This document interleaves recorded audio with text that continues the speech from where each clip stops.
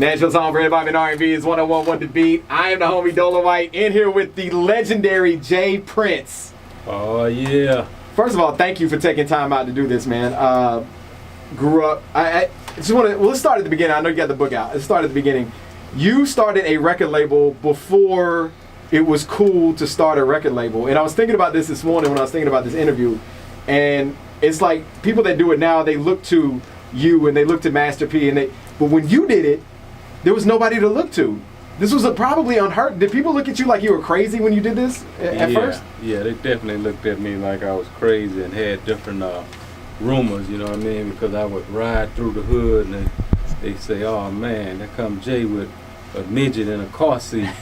You know what I mean? He lost his mind. They were talking about Bushwick, you know? Right, of course. Yeah, looked strange to him. What year was Rapper Like Records founded? It had to be the end of '86. Wow. Yeah, the end of '86. Is that, that's before Ruthless, correct? Yeah. That's before Suave. Yeah. You might be the first. Are you the first? Well, I know Luke was doing some things, so we were, I don't know who was first, but we definitely was around the same time. Yeah. What gave you the foresight to do this? I mean, this was unheard of at the time, and now it's crazy because there's 1,000,001 record labels. But what kind of gave you that vision to say, you know what, this is what I'm going to do? You know, it all began with my brother. You know, my brother, I was hustling, and my brother, you know, used to rap in my ear all day, every day. Right. And I was like, man, look, I'm gonna set you up in the studio. I'll get you some studio time. Just give me your word you'll stay away from these streets. So that's how I put the Ghetto Boys together around my brother. And ultimately, my brother, you know, he ended up getting like a 21-year sentence. And I had to keep my word with the other guys. And that's how I found myself a little deeper in the music game. Did you find it, were you surprised at all at the success of the Ghetto Boys? Because, I mean, again, that was something else that hadn't been done. Yeah, but it was, you know, it was a struggle in the beginning. I went 7 years of straight grinding before I saw a profit. Wow. So I wasn't expecting that, you know, like a lot of people when they get in the music game, their expectations is to, you know, see some success in a short period of time. And that's just not the case. You know, the music world is a system that'll run the week off. So you have to be strong and really want it to get it in this game. Another thing you've done as good, if not better than anybody else, it seems like you've always let your artists be the stars, and you've always kind of just, everybody knows your name. Yeah. You know what I mean? But you never seen you on stage, you know what I mean? Like anything like that. You always just kind of, we know you're there. Yeah, no, that's true. You know, I never been a fan of the spotlight. Right. I trained myself to be that way a long time ago, and you know, I never just had to have that. Matter of fact, you know, a lot of people are tripping now because of the book. You know, all the Science of Respect. I'm talking more than I ever talked in my life right now. But it's still a book. Yeah. You know what I mean? Like it's to be read. It's not necessary. You know, you on stage giving a speech. You know what I mean? So true. I feel like the book probably goes along with your persona, which is still kind of back there laying low but I mean the contributions that you've made to the industry, I mean, just it's remarkable. You're the OG of the OGs. You know what I mean? Like you like you said, you and Luke kind of started this whole thing. Do you ever look back at it and look at it now? Are you surprised at where the industry is at this point, considering where you started? Yeah, I'm definitely somewhat surprised. You know, my expectations was, you know, I didn't envision all of this. Right. You know what I mean? I would be lying to sit here and say I saw all of this coming. I didn't envision this, and one of the things that I'm most proud of where rap music is concerned, you know, the households and the different cultures that it crossed over to bring about. I believe we was so instrumental in bringing our first black president, Obama, to fruition. You know what I mean? Because, you know, we never would have been able to enter the household of Bush kids and all the other vice presidents and politician kids if it wasn't for rap music. And there was a time, and I know you went through this, we know Luke went through this with the explicit content in songs, where much not even being able to see where hip hop is today, but people were facing jail time for this. Like, people were worried of whether or not they were going to go to prison over this. You know what I mean? Like, just the complete 180 that it's done over the years is incredible.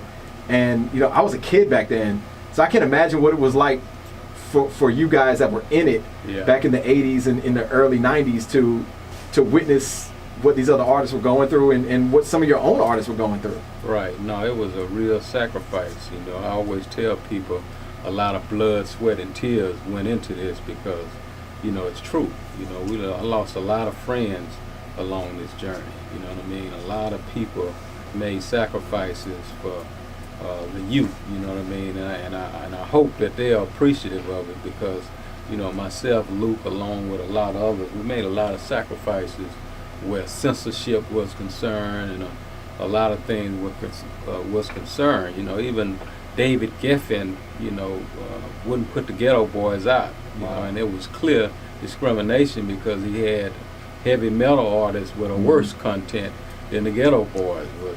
You know, but that's the way it was then, and some of that even exists today. I'm sure. I'm sure it does. Now, let's get into the book, The Art and Science of Respect. What I haven't had a chance to read it yet. Excuse me, I have a 1-year-old daughter, so it's time to myself is doesn't happen very often. But tell us the premise of the book. Yeah, I mean, it's the art and science of respect, and this is my autobiography of my life, and it's, you know, consists of my wins, my losses, you know, everything happened in between, and you know, I had opportunity to like really share some wisdom, knowledge, and understanding of all the secrets, all of the blueprints that helped me get where I am today. Right.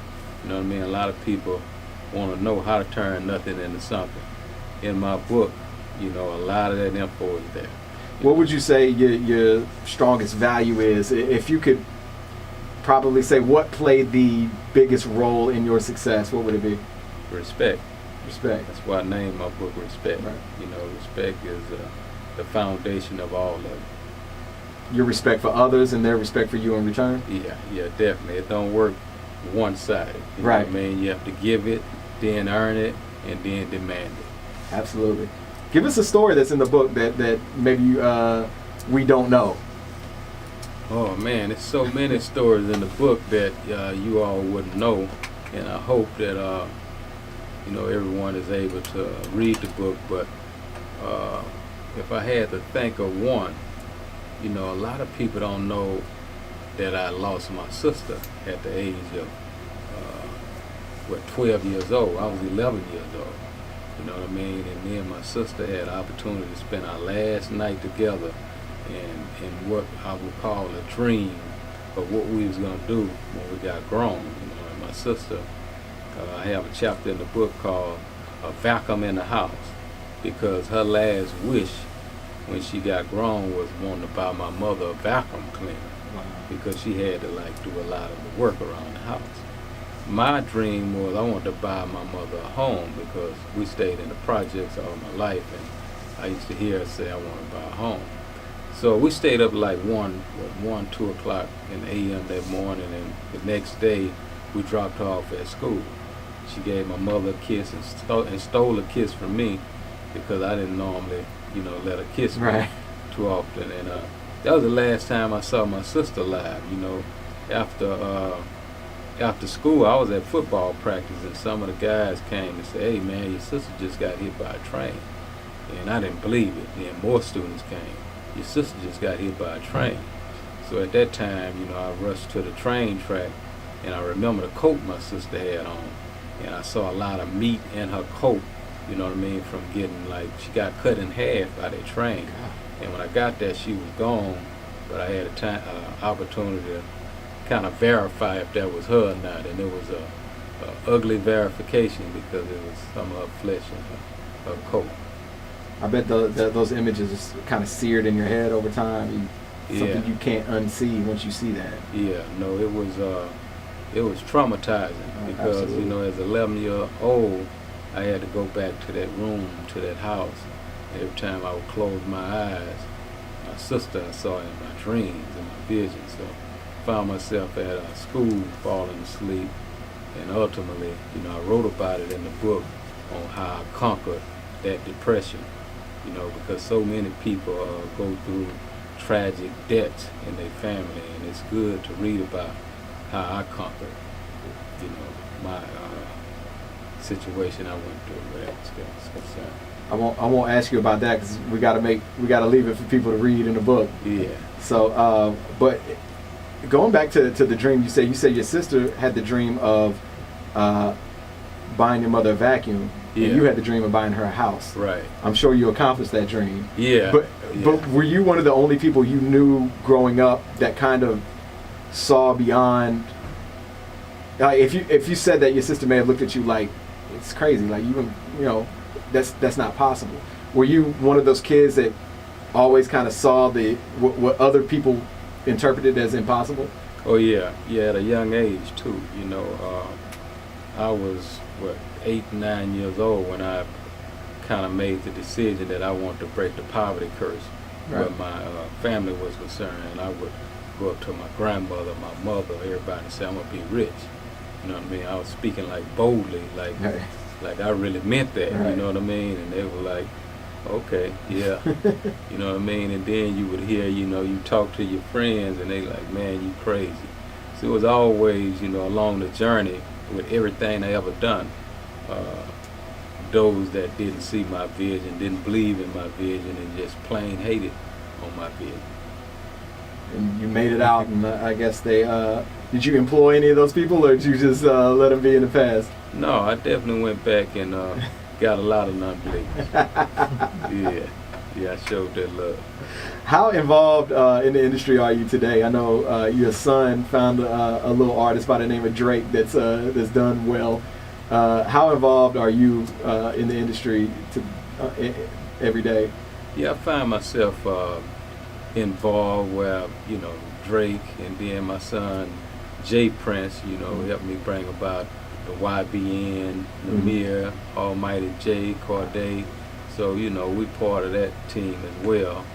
And also I own all my masters and my publishing. So, of course, I have a structure with Sony Red where, it's ongoing business. Do you still love to be involved with the industry, or is it? Do you find yourself looking back like I kind of liked it better in the '90s, or I liked it better in the '80s, or?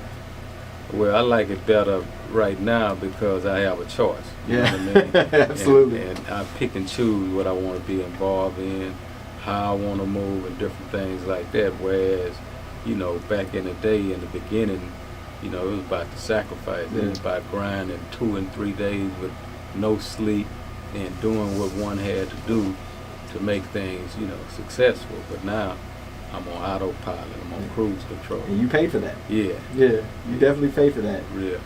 Thank you so much for stopping by, man. The book is out right now.